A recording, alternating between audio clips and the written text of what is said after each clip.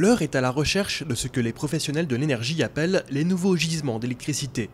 Parmi ceux-ci, le courant de l'eau des fleuves et des rivières figure en bonne place. Pour l'exploiter, un dispositif à la pointe de l'innovation développé par la société HydroQuest, l'hydrolienne fluviale. Orléans est devenue en 2014 la première ville de France à tester grandeur nature ce moulin à eau d'un nouveau genre, immergé dans la Loire pour produire de l'électricité grâce à l'énergie cinétique de l'eau. Une hydrolienne, c'est un peu comme une éolienne qu'on mettrait dans l'eau et qui utiliserait non pas l'air, enfin le vent, pour fabriquer de l'énergie, pour produire de l'énergie, mais au contraire les courants pour produire de l'énergie.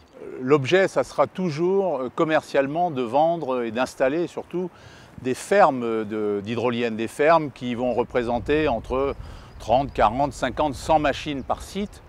Ça fait donc des projets qui vont représenter entre 1 et 5 mégawatts. Seule source d'énergie verte produisant 24 heures sur 24 sans nécessité d'infrastructures lourdes, l'hydrolienne fluviale atteint à ce titre le Graal des énergies renouvelables. Difficile cependant de généraliser son utilisation sur le territoire français, abondamment pourvu en barrages, et où l'hydroélectricité représente 13% de la production électrique nationale. Il nous faut notamment des vitesses qui soient supérieures à 1,5 m/s. C'est les vitesses qui comptent puisqu'on est en hydrocinétique. Et il nous faut une profondeur d'au moins 2 mètres. Les fleuves en France sont très canalisés, et notamment pour des raisons, pas que, mais pour des raisons d'hydroélectricité, puisque ça fait presque 100 ans qu'on fait des barrages. Et donc quand on fait des barrages, tout ça est canalisé. L'essentiel du développement hydrolien se fera donc en Amérique latine, en Asie et bien sûr en Afrique, au développement rapide et où le marché de l'énergie se fait chaque année plus accueillant pour les technologies du renouvelable.